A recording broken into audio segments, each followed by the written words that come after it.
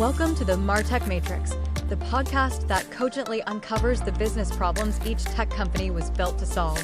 Today, Sean speaks with Zabe Aga and Ramit Kohli, co-founders of Metrical, a conversion rate optimization solution that helps brands understand which users are going to bounce and which are more likely to buy, so they can speak to them appropriately and drive up conversions. They will be discussing how brands can get away from giving away blanket discounts and personalize experiences based on what they believe the user is going to do. After the show, head on over to themartechmatrix.com for show notes, contact information, and details on upcoming episodes. Now, get ready to enter the Matrix. Zabe, Ramit, welcome into the Matrix. How are you guys doing today? Good. Thanks so much for the invite. Yeah, no, we're happy to have you here and looking forward to this conversation. Before we dive in, why don't you just tell us a little bit about what Metrical does for brands? I'll take that one. Metrical basically allows brands to be able to predict who that's coming to their website is going to bounce and who's going to purchase. And then based on that, it allows them to be able to act differently. So if you've got people that are going to come in from paid advertising that you spend a lot of money on, and those people are going to just bounce from the website, it tells you how to engage those people. And if you've got people that are going to come back and they're going to buy, and they're going to go down some sort of a happy path, how do you engage them separately?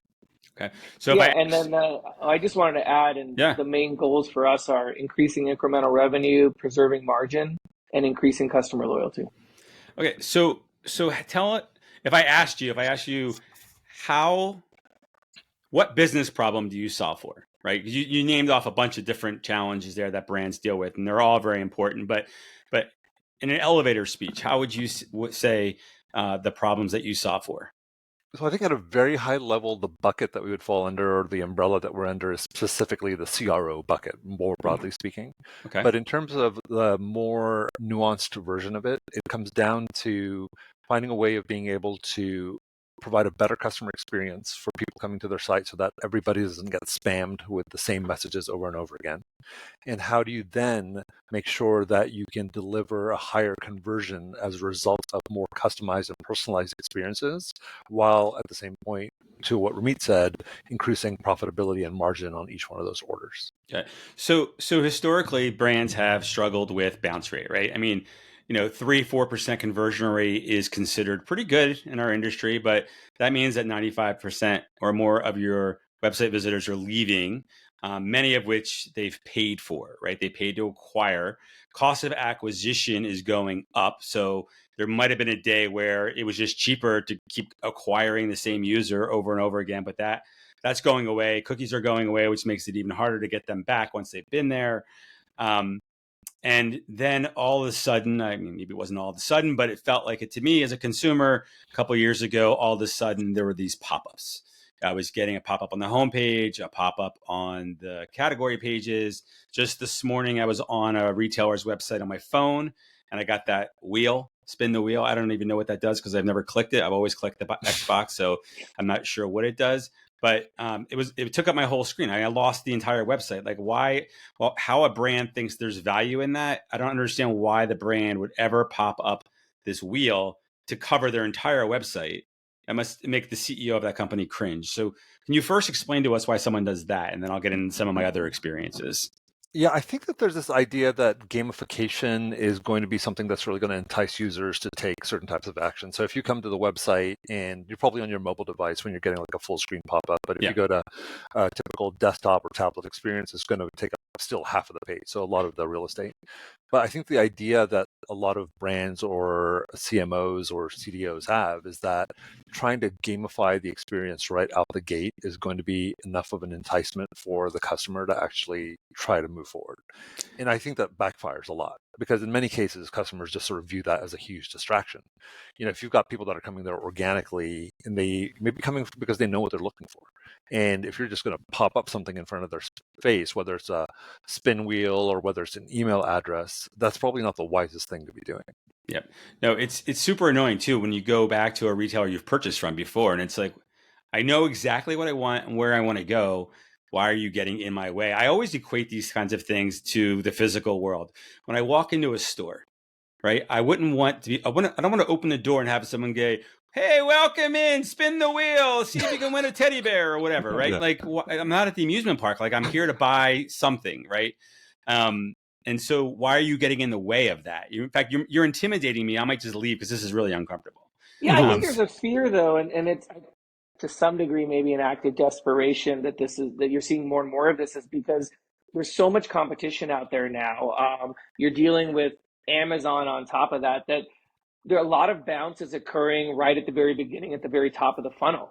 And so I think more and more retailers and brands are saying, well, we got to do something to get them to stay and let's try this gamification. And I think to Zabe's point, it's backfiring a bit. And they're further frustrating that shopper who, like you said, John, I'm just coming here to buy pants.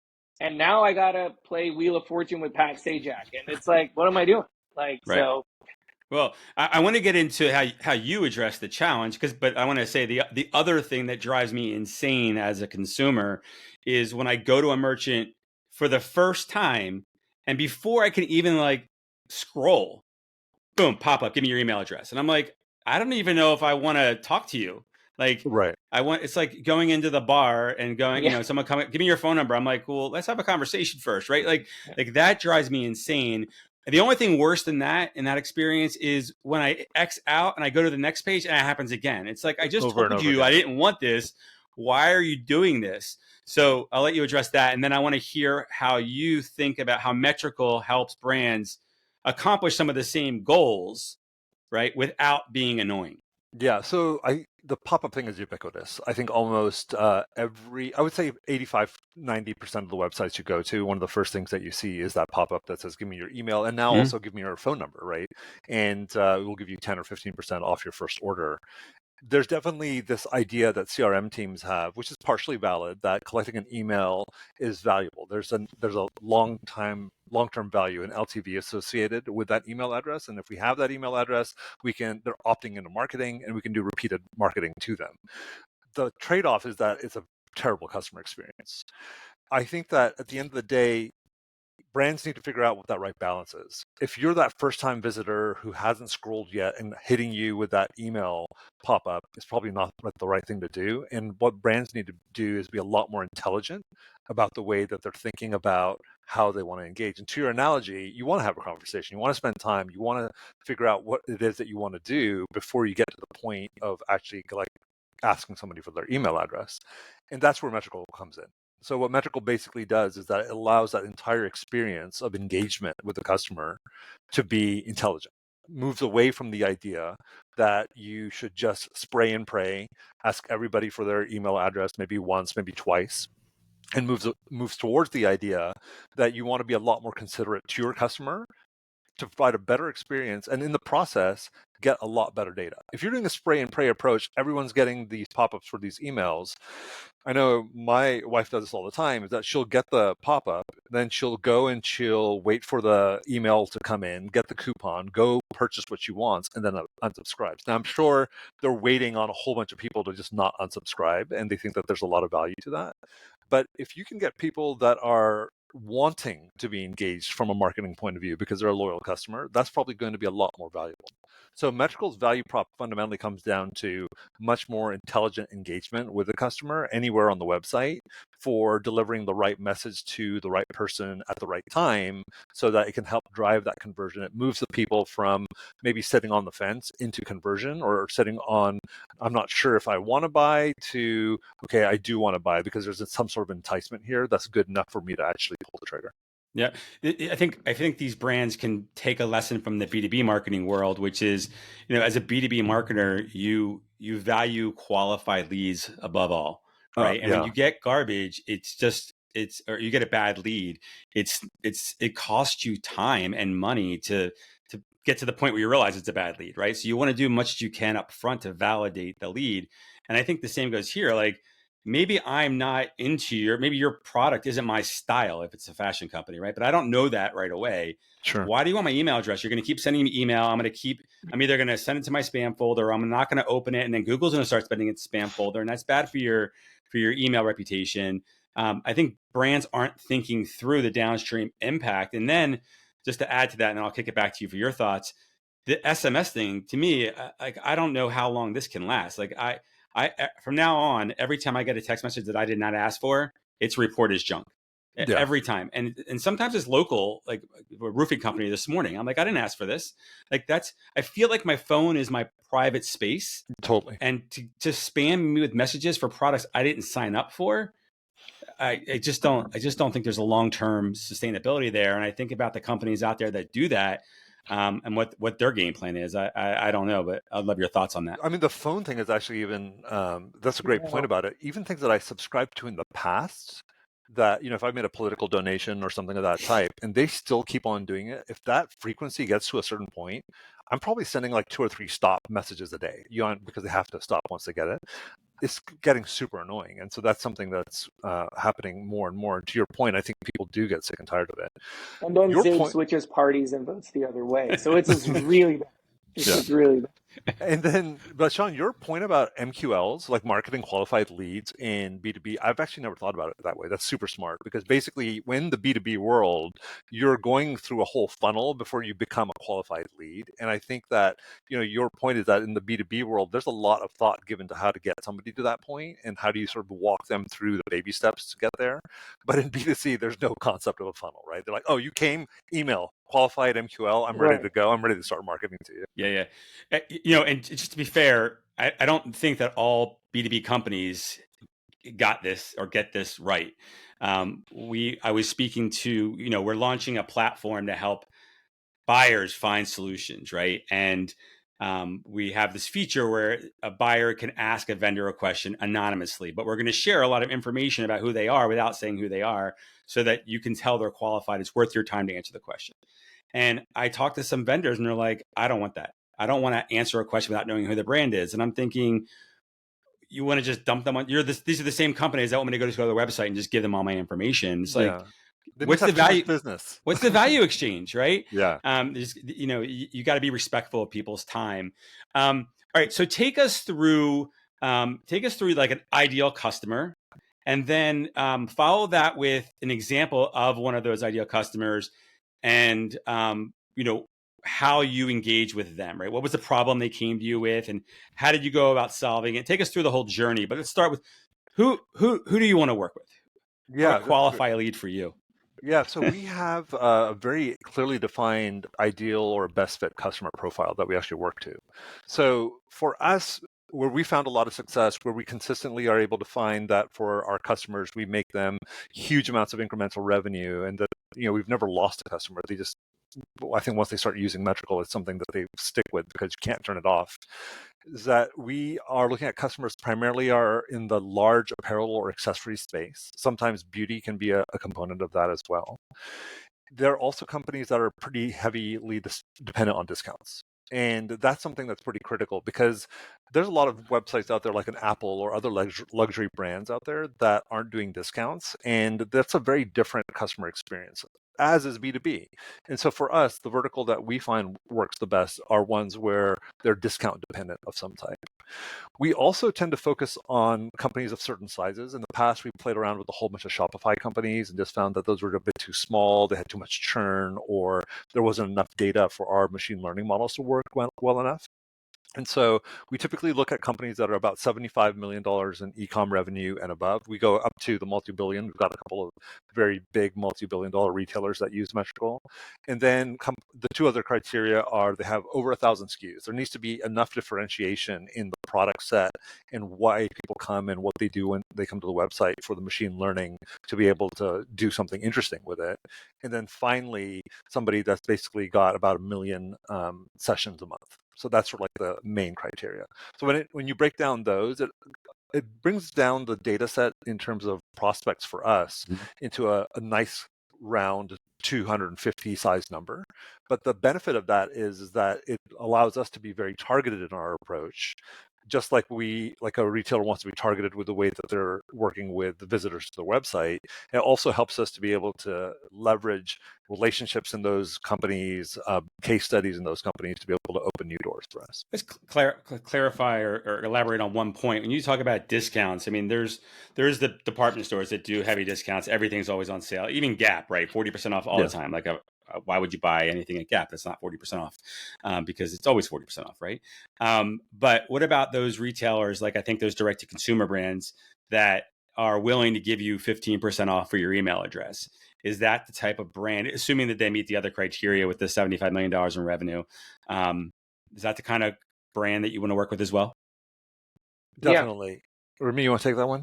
Yeah, no, I mean it's the same idea. It's why are you giving away something when someone first comes to your website asking for an email when you can approach it in a much smarter way? And so that would definitely fall in the category of those who are, say, discount dependent. Because I'll tell you right now, pretty much everyone who's popping something up, giving a discount for your email, is also has site-wide banners offering discounts. They have discounts further down the funnel. So they just fall into that category. Yeah, that's the thing too, right? Like I see that. I'll get the pop up for like a 15% off from my email, but it isn't special, right? I can Right. get that anywhere on the website. I can get that on the email. They're gonna like it's everywhere, right? So it's Yeah. like, why am I It's giving you also my not email? special if everyone's getting it. Right. Yeah. Right. So I know that 'cause I'm in the business, but it's still it doesn't feel special. So Yeah. so tell us how would you go about give us a scenario of one of those brands, and give us something down the middle. Don't give us like the outliers. Give us something that they came to you, they had a problem, I assume with bounce rate or conversion rate optimization. Sure. Talk us through the problem they had and how you went about it and maybe some results.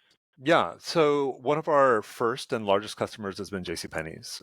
They've been fantastic to work with. They're very, even though they're an older brand, they are a very smart group of people. And I think that one of the things that's happened is that over the years, as there's been a lot of pressures on some of these older companies like JCPenney's, they've had to be very adaptive. And so they're always willing to run tests. They always have these ideas of what they are willing to try, and have a very entrepreneurial attitude when it comes to trying to see what can actually move the needle.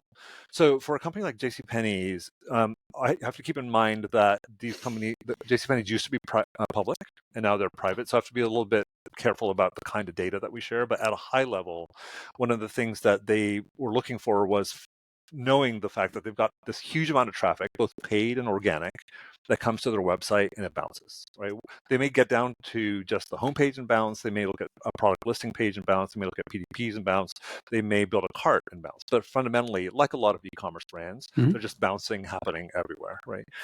And for them, what they were specifically trying to figure out is like, how do you stem that? And their approach had been a lot of what we've talked about, which is how do we actually spray and pray and give the same message to everybody? And they wanted to be a lot more strategic and a lot more intelligent about that engagement, not only because they wanted to increase their conversion rate, but because for a company like JCPenney's, figuring out how to optimize the margin on every sale, how to increase their profitability, were real top level strategic goals for the company.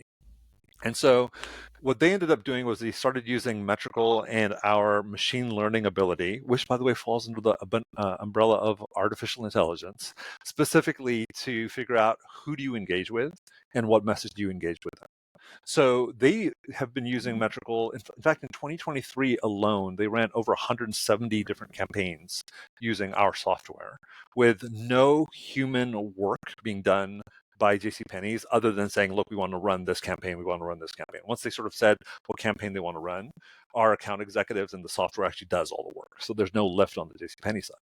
And what these campaigns were specifically focused on was how do we identify whom to give the right message to? And that doesn't necessarily mean that it needs to be a financial discount. Now, you've got things like free shipping, which you've already got this free shipping margin. And what we found is that by offering certain cohorts of people that spent a certain amount of time on the website, that looked at certain products in certain categories at certain price ranges, that if they already knew that they were getting free shipping because it's a banner on the top of the site. Right.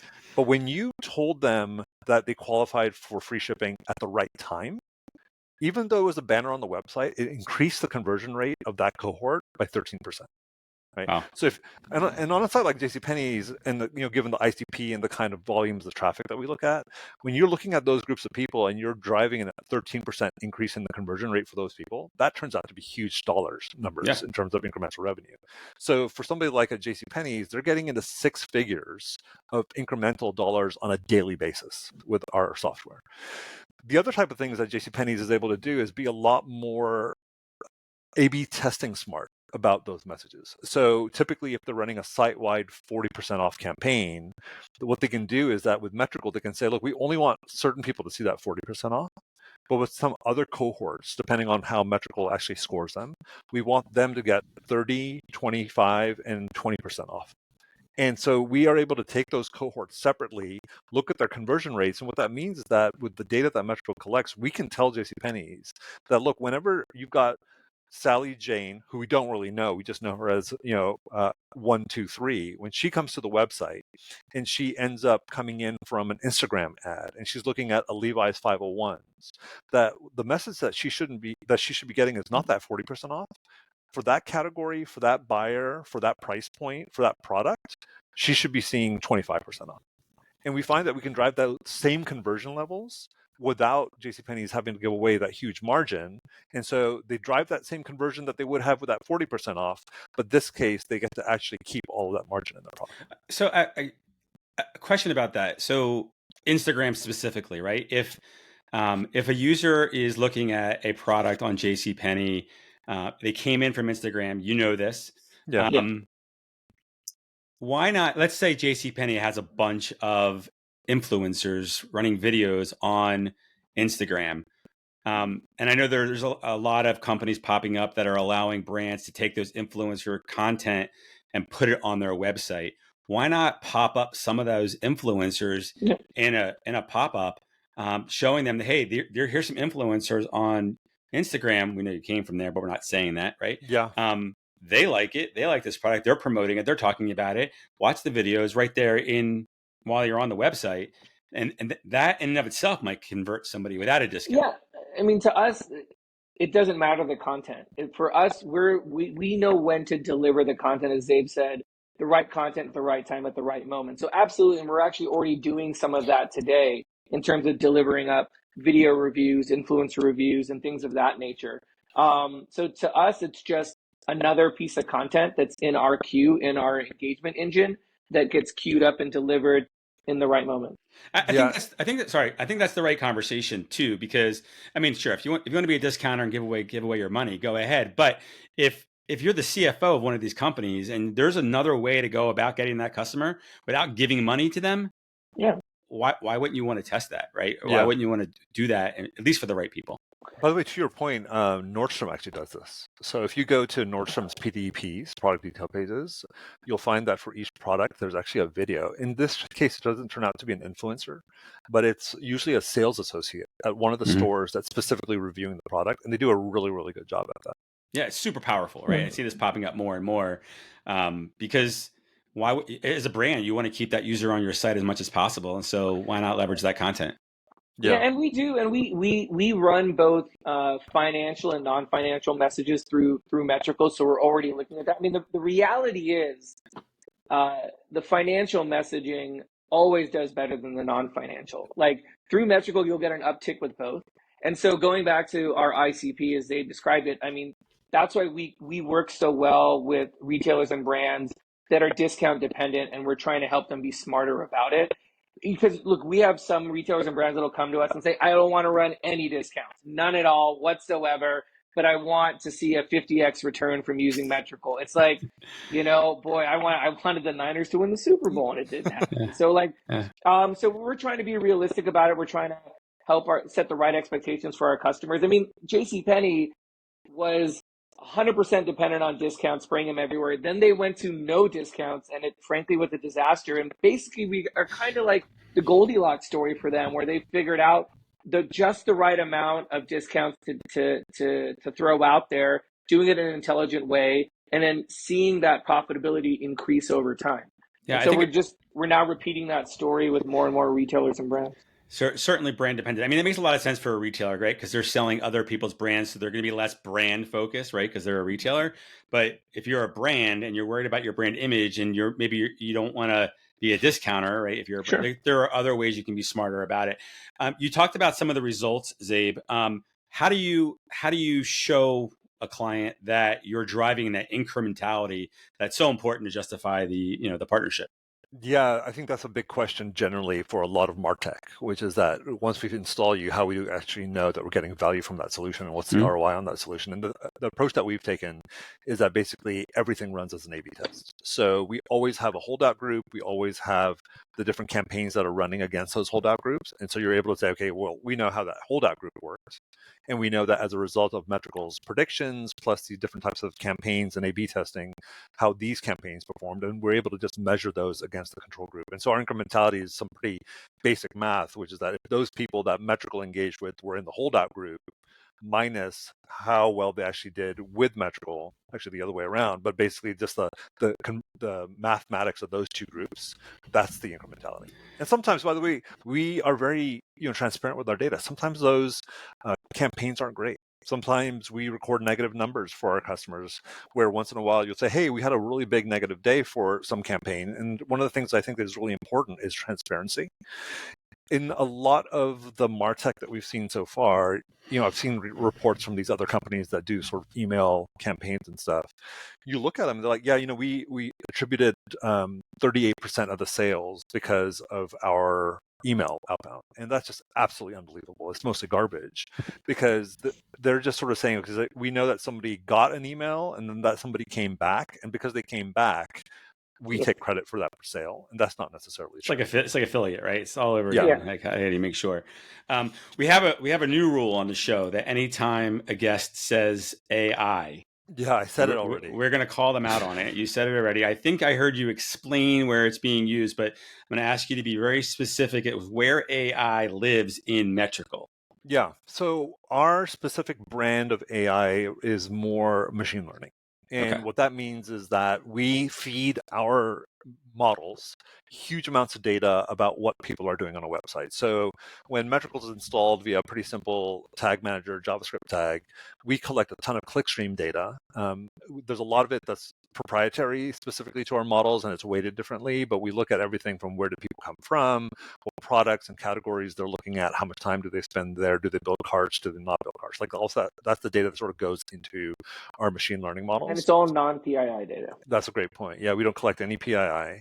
And so all of this data basically is going into models that are evaluating which one of these criteria that I just mentioned matter the most when it comes to a specific product or a category or price point, and what's most likely to happen on that page for that new person that came to the website. So AI is sort of like this broader bucket, but our specific nuanced focus on it is specifically around machine learning, data collection, and then training models on that data to do certain types of predictions. Bounces from PDPs, bounces from home pages, bounce from that email pop-up actually is one of the new models that we've just developed. And based on that, that's when we say, okay, we know someone's going to bounce because they've scored 95% or higher on the email bounce score. And so let's make sure that we don't present that email to them. Got it. Yeah. So I mean, look, there's no threat of Metrical releasing AI-powered, discount-driven robots to destroy humanity. So we're not going in that direction. Well, it's a good use of AI because you're not putting, people are always worried about their jobs. That's a conversation that comes up all the time. Who are you putting out of work? This is something that they're not doing because they can't, right? And so now they can. So you're using AI not only to say, is this user likely to bounce at this point? You're then saying, if they're going to bounce, let's show them this message because that's what the data says is going to be the most responsive. Right. That's really helpful. Okay. Can I say there's one very sort of more modern day version of AI, the way that we think about it or that everybody's thinking about it that we are working on. And I can't name the retailer specifically because this is just at the early, very pilot stages. But one of the things that we are doing is that we're able to scrape all the reviews that a product has. And instead of a customer having to actually go and sort of read the reviews and see which ones are good, we actually are able to feed those into an LLM model and say, come up with a summary of this. Come up with a summary of these 68 reviews and tell us the pros and the cons of what people are saying. Now, you already see that on Amazon, right? Yeah. If you go there. Yeah. But the average retailer doesn't have that capability. And so that's a new feature that we've built in. And the benefit of that is that, to Ramit's earlier point, which is that we are sort of agnostic to what the content is. this is one more thing that actually helps the retailer, which is that if we know that somebody's about to bounce from a PDP, rather than offering them a discount, where that's potentially a margin hit for the retailer, we can say, did you know that this product has these positive reviews? And that's information That might be that enough. can help drive conversion. Yeah, I mean, again, I'm gonna have you talk about how someone gets started in a second. But I think if I go back to the way of thinking around a physical store, right? A customer walks into your store, they're browsing around, they're looking at some product, looking at the price tag, they're trying it on, they're not sure. You have a sales associate there to see the behavior if they're paying attention to doing their job, and you can, is it they're not crazy about the color or the pattern, the fit? Is it the price? And they're there and they can help move that conversation in the right direction, whether that's offer them a discount or something to go along with it, or just show them a use, like, oh, well, look how good this looks with this other product. Now you're getting an upsell, right? It's difficult to do that in e-commerce, and this is a way that you're sort of observing their behavior. You've recognized who they are, where they came from, which door did they come in? They come in through the mall or the back door, right? And then give them that experience so that you can convert them at a higher rate. And let's be real here. With most retailers, if you can just increase their percentage of conversion 5%, or I say, if you can take them from a 3% conversion rate to a 5% conversion rate, that's huge. Oh, yeah, that's huge. It's huge, right? And it doesn't seem like it would take that much effort. It seems like you should be selling your solution into the CFO, not into the e-commerce stack. But we think about that. By the way, even 3 to 5% would be amazing, but for a lot of brands, just going from 3% to 3.5% is huge. Yeah, from huge. a percentage basis, that's a huge jump. Huge jump. We find that across most of our customers, due to metrical software, their overall total increase in conversion is around 22%. 22%. So that would be going from 3% to 3.66%. That's right. That's huge. That's huge. Yeah, that's nice. Like that math? That's pretty quick math. Yeah, I'm impressive. impressed. I'm mathematician on the side. And for an Eagles fan, that's jeez, that's twice. I've been letting it slide. We'll see. So you mentioned it's just a simple line of code. Take us through, if somebody called up today and said, I want to test this. What is getting started look like, and how long before they really start to see some benefits? Because you said, obviously if you're mining data, you need to get the data, right? So you have something to mine. You can't just plug it in and go. So take us through that process. Yeah, so our typical pilots are about 8 weeks long. There's a tag that gets installed via Tag Manager, and we work with the major tag managers, Adobe, Google, Telium. Once that tag is installed, we just make sure that all the data is coming in nicely, and we collect data for a 2 to 3 week period, and that's that data that actually feeds the machine learning models. Now, we have all this historical data and these historical models that we're able to use initially, but we like to build custom models that allow us to be able to see whether they may actually perform better than our historical models as well. And in the meantime, one of our account reps is working directly with the marketing promotions team and trying to figure out what are the pilot campaigns that they want to run with. We usually scope out 4 or 5 campaigns that are going to be run over the life cycle of the pilot. As soon as those are locked down, as soon as the creative of those is locked down, where for like the design teams and the UX teams give a thumbs up on them, Metrical then basically runs each one of those. So we've got the models built. The models are telling us whom to engage with, whom not to engage with, where to engage, where not to engage. And then Metrical is serving up those campaigns that the marketing team wanted to actually serve up. And then we're running all of those as A/B tests against a control group to say, okay, if you would have just done your normal spray or pray, or if you wouldn't have done anything, this is what your conversion rate would have been. But as a result of using Metrical and these campaigns that you guys have come up with, this is what your new conversion rate is. And so we do that over a course of an 8-week period, show that there's a ton of value. We've never had a pilot that didn't make money for our pilot customer, and we've never had a pilot that didn't become a customer. And so we are able to then move straight into a full engagement, which is really just a paperwork formality, because at that point the software is already installed. It's just sort of moving from like a pilot work order to a contractual work order, whether that's either a SaaS model if that's what the customer wants, or an annual license model if that's what the customer wants. Yeah, that success rate's due to the modeling, right? To the sales funnel we talked about earlier, making sure you're aligned out of the gate, right? Like do that qualification on that first sales call. If they're not the right customer, and acknowledging that is super valuable, not just because of time, but reputation. I mean, there's lots of reasons why you want to do that. You don't want to just take the pilot money and run. I love to hear that. Yeah, no, and it's taken time for us to get disciplined. I mean, starting out the gate, we were hungry and we were working with retailers, brands in all sorts of sectors, from electronics to like home goods supplies and do it yourself to, and so we've learned along the way. But I think we're getting much better at the qualification process and making sure that we're lining ourselves up for success by bringing in the right customers for us. And frankly, we're the right solution for them. We just brought on a customer. They paid 5 figures for a pilot. It was a 60-day pilot. And on day 1, they got a full ROI on that pilot. On day 1, like 3 or 4 weeks of campaigns, on day one of the day 1 of the campaign launch. They got full ROI on that pilot. And on then the incremental. On the incremental revenue. And then over the course of 30 days, they got a 40x ROI. Sounds like your pricing might be off.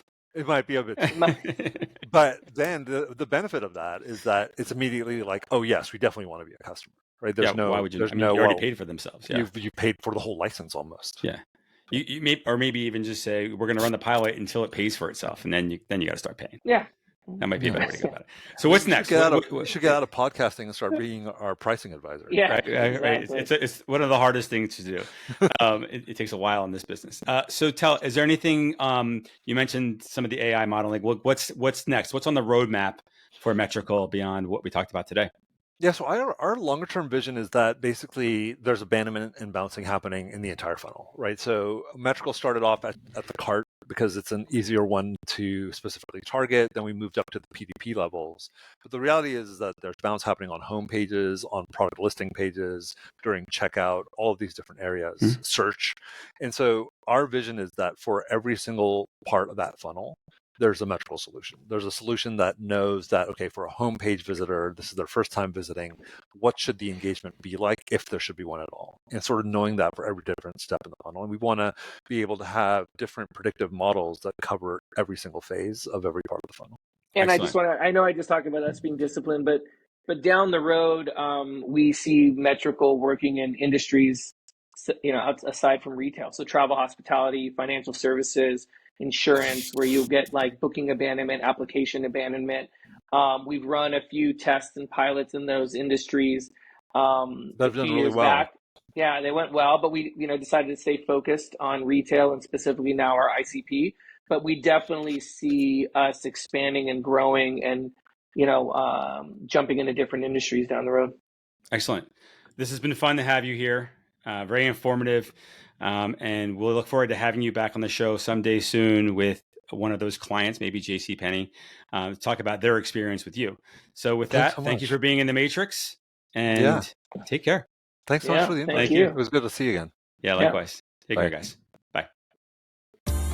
This episode of the MarTech Matrix was brought to you by the Cogent Collective, a community of marketing and e-commerce leaders.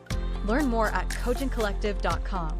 For show notes and information on upcoming episodes, head on over to the martechmatrix.com. If you would like to learn more about the companies appearing on this podcast and see if they're a good fit for your company, send Sean a note at sean@cogentcollective.com.